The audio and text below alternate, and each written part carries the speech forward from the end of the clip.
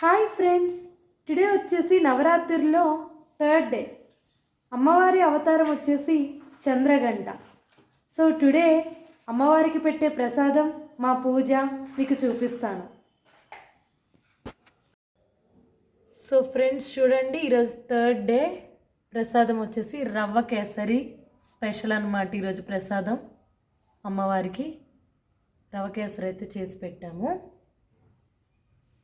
అలాగే శనగలు. సో పూజ అనేది ఇలా అయింది. ఇంక ఇప్పుడు హారతి ఇచ్చేసుకుంటాము.